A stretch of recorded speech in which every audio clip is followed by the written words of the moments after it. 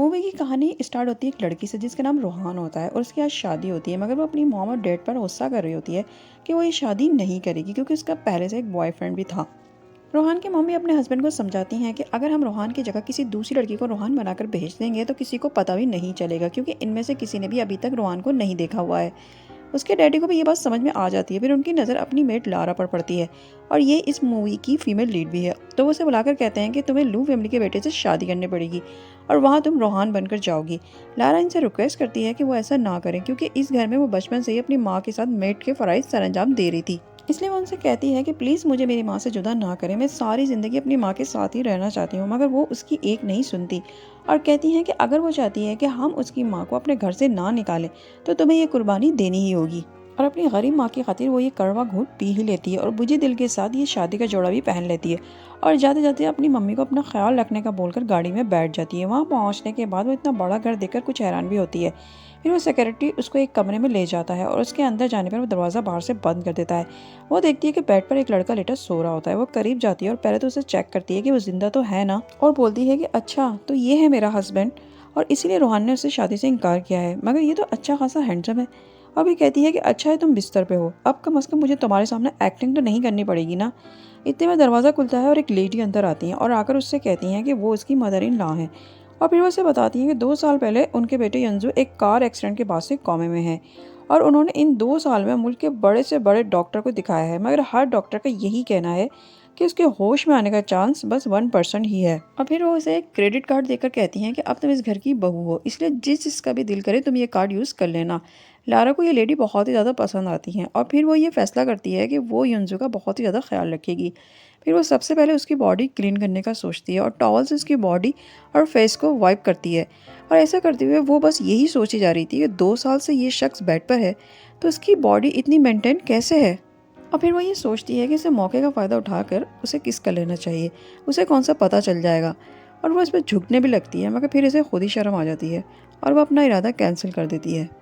ये काम करने के बाद वो उसके बराबर में ही जाके लेट जाती है और सोने की कोशिश करने लग जाती है। वो सो रही होती है कि उसकी मदर इन लॉ फिर से आ जाती हैं, जो कि उसके लिए ढेरों ढेर शॉपिंग करके आई होती हैं और उसे देखकर कहती हैं कि वो चूँकि उस घर की बहू है तो उसे अच्छे से अच्छा ब्रांड पहनना चाहिए। अपनी सासू माँ की इतनी मोहब्बत देखकर लारा सोचती है कि अगर इन्हें सच का पता चल गया कि मैं रोहान नहीं हूँ तो क्या होगा, उन्हें बहुत ही ज़्यादा दुख होगा। उधर रोहान के मम्मी डैडी ये सोचकर परेशान बैठे होते हैं कि अगर लारा ने वहाँ जाकर सब कुछ सच सच बता दिया तो क्या होगा, उनका लैंड वाला प्रोजेक्ट जो कि लू फैमिली के पास है वो हाथ से निकल जाएगा और उन्हें बहुत ज़्यादा नुकसान होगा। ये सोचकर वो रोहान से बोलते हैं कि तुम्हारी वजह से ये सब हुआ है, इसलिए अब तुम ही लारा को फ़ोन करके बोलो कि वो अपना मुंह बंद रखे। रोहान लारा को फ़ोन करती है और कहती है कि अगर किसी को तुमने सच बताया तो याद रखना कि तुम्हारी मम्मी हमारे पास है और उनके साथ बहुत ही बुरा होगा। लारा कहती है कि वो इस फैमिली को अपनी फैमिली मान चुकी है और वो युनजू को भी अपना हस्बैंड कबूल कर चुकी है, इसलिए बेहतर होगा कि उसकी मम्मी को कुछ ना कहा जाए क्योंकि वो किसी को कुछ नहीं बताने वाली है।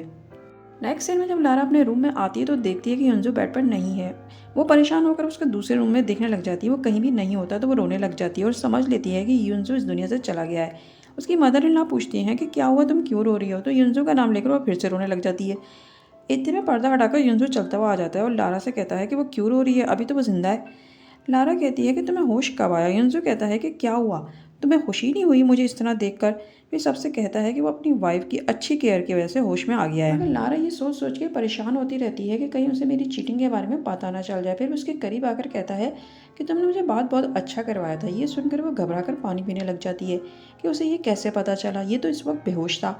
फिर उसकी मदर इन लॉ बोलती हैं कि उनके बेटे के होश में आने की खुशी में वो शानदार सा खाना पकवाएंगी और सब मिलकर एक साथ खाएंगे। खाना खाते हुए युनजू बार बार लारा को खाना दिए जा रहा होता है, जिससे वो नर्वस होकर बोलती है कि उसे भूख नहीं है और वो रूम में जा रही है। लारा के जाने के बाद उसकी मम्मी युनजू से लारा की तारीफ़ें करने लग जाती हैं कि वो बहुत ही अच्छी लड़की है और तुम्हारा बहुत ज़्यादा ख्याल रखती है। इस पर युनजू बोलता है कि हाँ, सिर्फ और सिर्फ पैसों की वजह से उसने मेरा ख्याल रखा है। रात को जब युनजू रूम में आता है तो लारा कहती है कि हम सेम बेड शेयर करेंगे क्या। इस पर युनजू कहता है कि इससे पहले भी तो हम सेम बेड ही शेयर किया करते थे, तो अब क्या मसला है। इस पर लारा कहती है कि पहले की बात और थी, मगर अब तुम ज़मीन पर सोगे और मैं बेड पर। ये सुनकर युनजू उसके करीब आकर बोलता है कि वो सब जानता है कि जब वो बेहोश था तो तुमने उसके खिलाफ क्या क्या साजिशें की हैं और इसके मरने का वेट भी कर रही थी।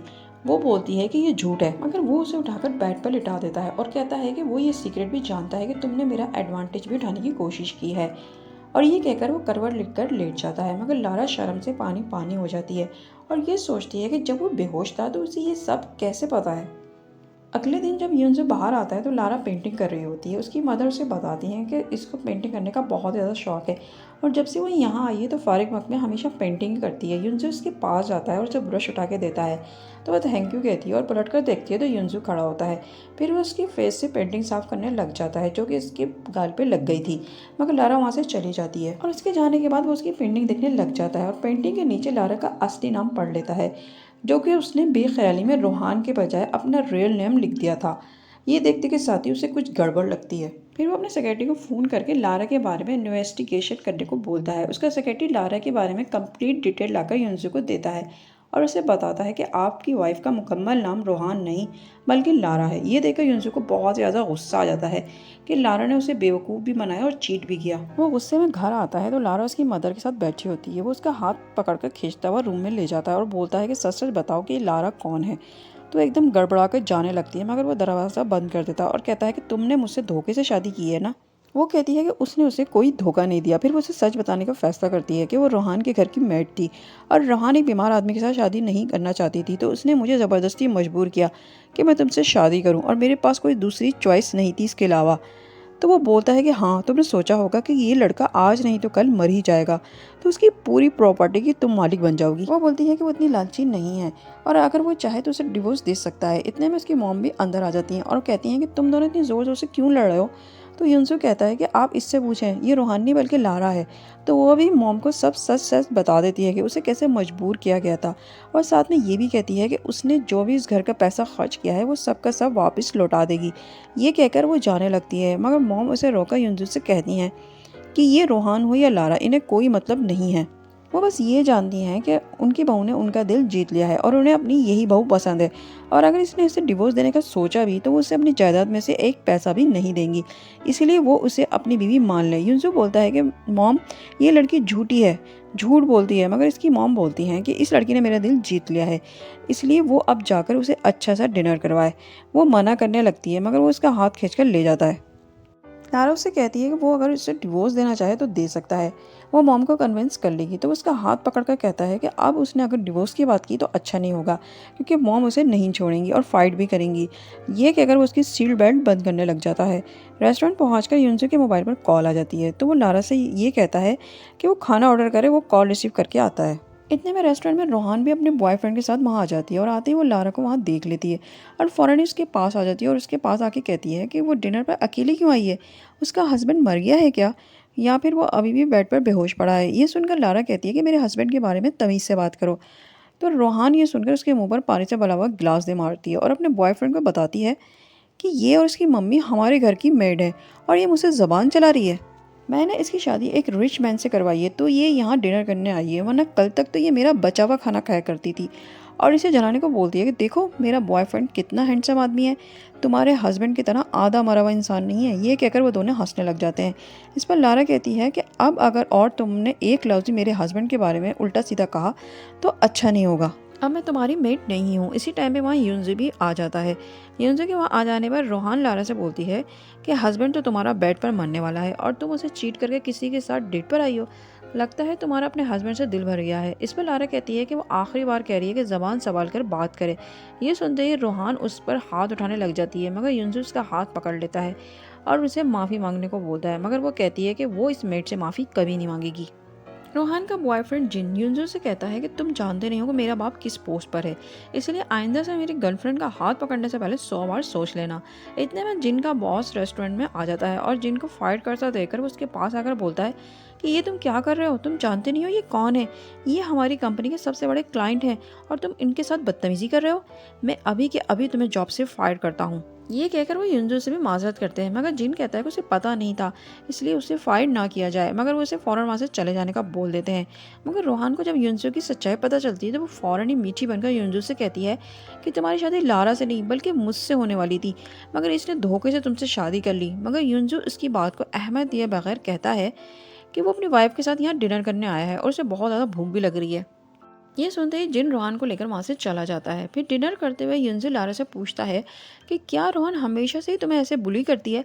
तो लारा उसे बताती है कि उसके फादर रोहान के घर 10 साल से ड्राइवर थे और उनकी डेथ के बाद से उसकी मदर और उसको उनके घर की मेड बनना पड़ा, इसलिए वो हुक्म चलाती है। और फिर खाना आ जाता है, मगर खाना छुरी और कांटे से खाना था और लारा ने कभी भी छुरी और कांटे से खाना नहीं खाया था। युंजू उसे देखकर उसकी मुश्किल समझ जाता है, इसलिए वो पीछे से आकर उसे छुरी और कांटे से खाना सिखाने लग जाता है और उसके मुंह में बाइट भी डालता है। फिर जैसे ही वो उसकी तरफ देखती है तो उसे एकदम से किस भी कर लेता है। फिर इसके बाद वो उससे पूछता है कि क्या ये इसकी फर्स्ट किस है। जो वो शर्मा रही है तो वो बोलती है कि हाँ, और फिर वो बाथरूम का बहाना करके वहाँ से चली जाती है। जिन बाहर जाकर रोहान को बातें सुनाने लग जाता है कि उसकी लड़ाई की वजह से उसे अपनी जॉब से हाथ धोना पड़ गया और उसका एक बड़ा प्रोजेक्ट भी हाथ से निकल गया। इस पर रोहान भी चिढ़ने लग जाती है कि सिर्फ और सिर्फ तुम्हारी वजह से मैंने युंजू से शादी नहीं की और इसकी जगह उस गरीब लारा की किस्मत खुल गई, वरना आज वो युंजू की वाइफ होती और उसे धक्का देकर वहाँ से चली जाती है। और उसके जाने के बाद जिन के डैड की कॉल आ जाती है और वो भी उसे गालियाँ देने लग जाते हैं कि आज के बाद वो उसे अपनी शक्ल ना दिखाए। इतना सब कुछ हो जाने के बाद जिन को बहुत ज़्यादा गुस्सा आ जाता है। अब वो युंजू से रिवेंज लेने का सोचता है। इधर युंजू और लारा डिनर करके बाहर आ रहे होते हैं कि युंजू कॉल रिसीव करने लग जाता है। इतने में सामने से एक आदमी चाकू लिए हुए युंजू की तरफ बढ़ता है और लारा उसे देख लेती है तो उसे बचाने के लिए खुद आगे आ जाती है और चाकू का कट उसके हाथ पर लग जाता है। युनसु फौरन से उस आदमी को धक्का देकर गिरा देता है। इतने में इसका सेक्रेटरी भी आ जाता है तो अपने सेक्रेटरी से कहता है कि उसको पकड़कर उससे उगलवाओ कि मुझ पर यह अटैक उससे किसने करवाया है। इतना कहकर वो लारा को हॉस्पिटल ले जाता है। हॉस्पिटल में नर्स उसकी चोट पर ड्रेसिंग करने लगती है तो वो कहता है कि वो बाहर जाए, वो खुद बैंडेज करेगा। फिर बैंडेज करते हुए वो लारा से कहता है कि आइंदा से वो इस किस्म की बेवकूफ़ाना हरकत कभी भी नहीं करेगी। तो वो उससे कहती है कि उसने तो बस उसकी जान बचाने की कोशिश की थी। तो वो कहता है कि इसकी जान बचाने के लिए वो उससे जो भी मांगना चाहे मांग सकती है, तो वो उसे ज़रूर देगा। तो वो कहती है कि हाँ, मांगना तो है, मगर अभी नहीं बल्कि बाद में। इतने में युनजो की मम्मी भी वहाँ आ जाती हैं और कहती हैं कि उन्होंने तो उन दोनों को वहाँ डिनर करने भेजा था, तो ये चोट कैसे लगी। और आते ही वो बस युनजो को डांटने लग जाती हैं कि उसने उनकी बहू को चोट कैसे लगने दी, क्या वो उसे ठीक से प्रोटेक्ट भी नहीं कर सकता। मगर लारा कहती है कि मम्मी ये बस एक एक्सीडेंट था। इतने में युनजो के मोबाइल पर उसकी सिक्योरिटी की कॉल आ जाती है कि जिसने उस पर अटैक करवाया था उसका पता चल गया है, इसलिए वो फ़ौरन के फ़ौरन वहाँ आ जाए। कॉल कट करके वो अपनी मम्मी को बोलता है कि उसे अर्जेंटली थोड़ी देर के लिए कहीं जाना होगा। इस पर उसकी मम्मी फिर से शुरू हो जाती हैं, मगर लारा कहती है कि वो जाए और अपना काम करे, वो ठीक है। वहाँ जाकर पता चलता है कि इस पर अटैक जिन ने करवाया होता है। फिर जिन कहता है कि ये सब उसने गुस्से में करवाया था, वो उसे आखिरी बार माफ़ कर दे, अब ऐसा नहीं होगा। मगर युनजो अपने सेक्रेटरी को उसको पुलिस के हवाले करने का कहकर वहाँ से चला जाता है। फिर युनजो हॉस्पिटल आकर लारा को ले जाने लगता है। हॉस्पिटल के वेटिंग एरिया में एक लड़की युनजो के पास आकर उससे उसका नंबर मांगती है और इसे चिपकने की कोशिश भी करने लगती है। तो वो बोलता है कि वो मैरिड है। इतने में लारा भी आ जाती है तो वो उसकी कमर में हाथ डालकर कहता है कि ये मेरी वाइफ है और वहाँ से चला जाता है। आगे जाकर लारा युनजो से कहती है कि उसे बिल्कुल भी पता नहीं था कि वो लड़कियों में इतना फेमस है। इस पर युनजो उसके करीब आकर कहता है कि तुम्हें ज़्यादा बोलना आ रहा है या फिर जेलसी फील हो रही है। मगर लारा ये सब सुनकर हंसती हुई उसके हाथ के नीचे से निकलकर चली जाती है।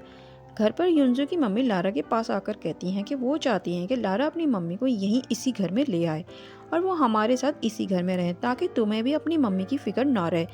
लारा ये सुनकर बहुत ज़्यादा खुश हो जाती है और कहती है कि वो अभी जाकर अपनी मम्मी को ये खुशखबरी सुनाती है।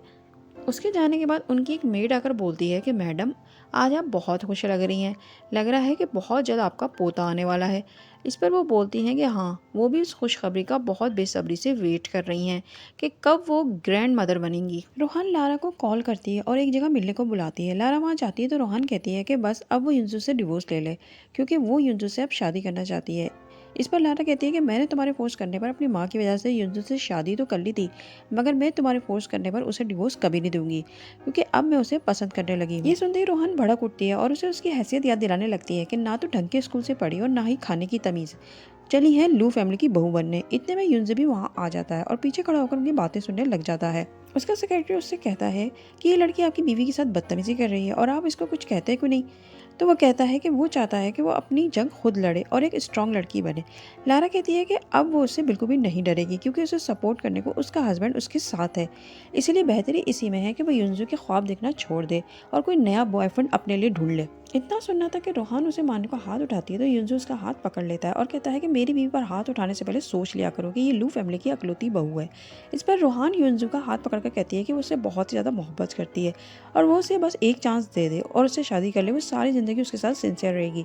इस पर युनजो कहता है कि जब तुमने मुझसे पहले ही शादी नहीं की तो अब क्या वफा निभाओगी, और मेरी बीवी के साथ बदतमीजी करने की सज़ा में मैं तुम्हारे फादर से लैंड का प्रोजेक्ट भी वापस ले रहा हूँ।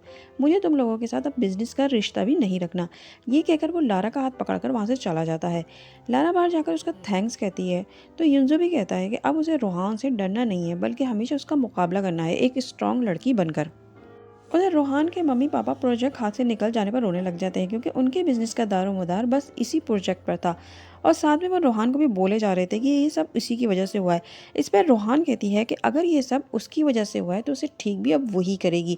ये कहते हुए उसके जहन में एक आइडिया होता है। लारा की मम्मी जब सब्जी लेकर जा रही होती हैं तो एक कार रुकती है और वो किडनैप हो जाती हैं, और ये खबर जब लारा तक पहुंचती है तो वो पागलों की तरह अपनी मम्मी को ढूंढने निकल जाती है, मगर वो उसे कहीं नहीं मिलती। तो वो एक जगह बैठकर रोने लगती है। इतने में उसे रोहान की कॉल आती है कि अपनी मम्मी की खैरियत चाहती हो तो इस पते पर आ जाओ।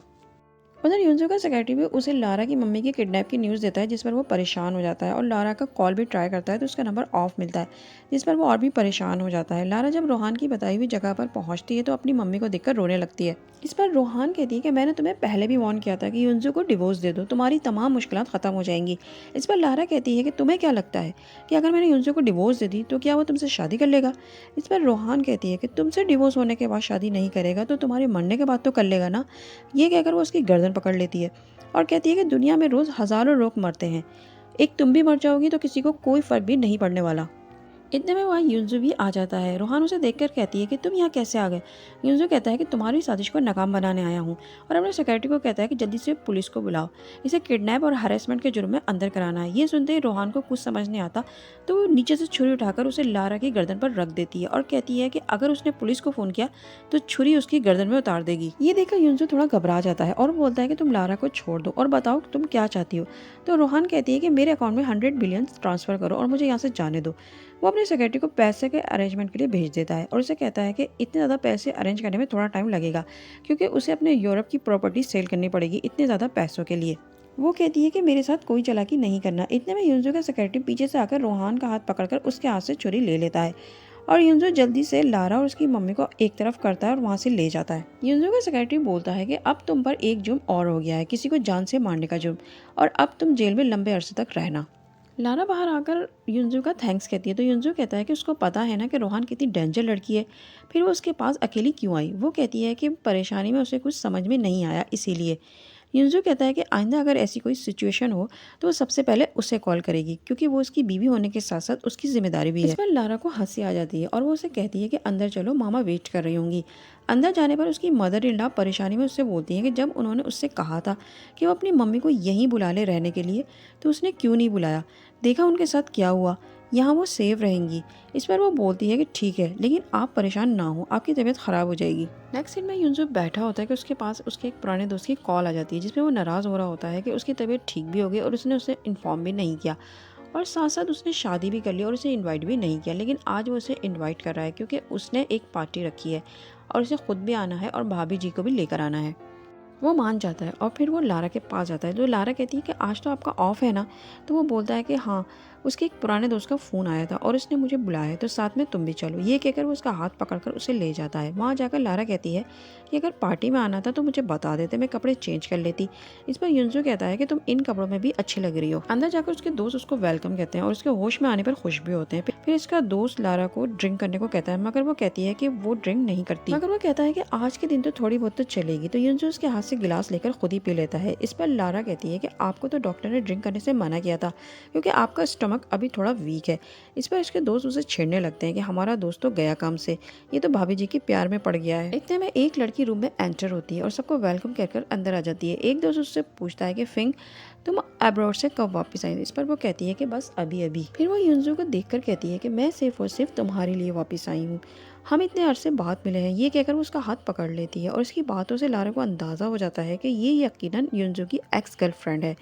युनजो जल्दी से उससे हाथ छुड़ाकर लारा के पास जाकर खड़ा होकर कहता है कि ये उसकी वाइफ है और इसने शादी कर ली है। फिंग ये सुनकर खड़ी हो जाती है और कहती है कि मैं जानती हूँ कि तुम मुझसे मजाक कर रहे हो, अभी कुछ दिन पहले ही तो तुम होश में आए हो, तो इतनी जल्दी शादी कैसे हो सकती है। फिर वो कहती है कि वो उससे अकेले में बात करना चाहती है, और इनके जाने के बाद युनजो के दोस्त उसे बताते हैं कि फिंग युनजो की एक्स गर्लफ्रेंड है और उन दोनों का 2 साल पहले ब्रेकअप हो गया था। क्योंकि फिंग को युनजो से शिकायत थी कि वो हर वक्त अपने बिजनेस में बिजी रहता है, इसीलिए वो ब्रेकअप के बाद अब्रॉड चली गई और युनजो का इतना शदीद कार एक्सीडेंट हुआ कि वो कोमे में चला गया। ये बातें सुनकर लारा से बर्दाश्त नहीं होता तो वो उठकर बाहर चली जाती है। युनजो फिंग से कहता है कि उसे जो भी कहना है वो जल्दी कहे, क्योंकि वो नहीं चाहता कि उसकी बीवी को कोई मिसअंडरस्टैंडिंग हो हमारे रिलेशन के बारे में। तो वो उसे पीछे से हक करके कहती है कि वो अभी भी उसे पसंद करती है और सिर्फ उसी के लिए वापस आई है, और वो अब्रॉड में भी बस तुम्हारे लिए डॉक्टर से एडवाइस ही लेती थी ताकि वो जल्द से जल्द ठीक हो जाए। और फिर वो कहती है कि वो उसे बहुत ज़्यादा लाइक करती है। तो क्या वो दोनों फिर से रिलेशनशिप में आ सकते हैं? मगर वो कहता है कि 2 साल पहले ही सब खत्म हो गया था, इसलिए अब कुछ नहीं हो सकता, और अब वो शादीशुदा है और आज तो तुमने अपनी लाइन क्रॉस कर दी है, आइंदा ना करना। ये कहकर वो लारा के पास आता है तो वो नहीं होती। उसके दोस्त बताते हैं कि भाभी बाहर गई हैं। युनजो बाहर जाकर लारा से कहता है कि तुम अकेली क्यों जा रही हो, मगर लारा उससे नाराज होकर कहती है कि तुम मेरे पास क्यों आए हो, जाओ अपने एक्स गर्लफ्रेंड के पास और उसे ही हक करो। इस पर युनजो कहता है कि पागल, वो उसे पसंद नहीं करता, बल्कि सिर्फ और सिर्फ मैं तुम्हें ही पसंद करता हूँ। अब तुम ही मेरी ज़िंदगी हो और मेरी बीवी हो। वो मेरा पास था और मैं अपनी पूरी ज़िंदगी अब तुम्हारे साथ ही रहना चाहता हूँ, क्योंकि मैं तुमसे बहुत ज़्यादा मोहब्बत करने लगा हूँ। और यहीं पर ये मूवी भी एंड हो जाती है। नेक्स्ट मूवी देखने के लिए चैनल को सब्सक्राइब ज़रूर कर दीजिएगा और अपना बहुत ख्याल रखिएगा। नेक्स्ट वीडियो तक के लिए बाय बाय।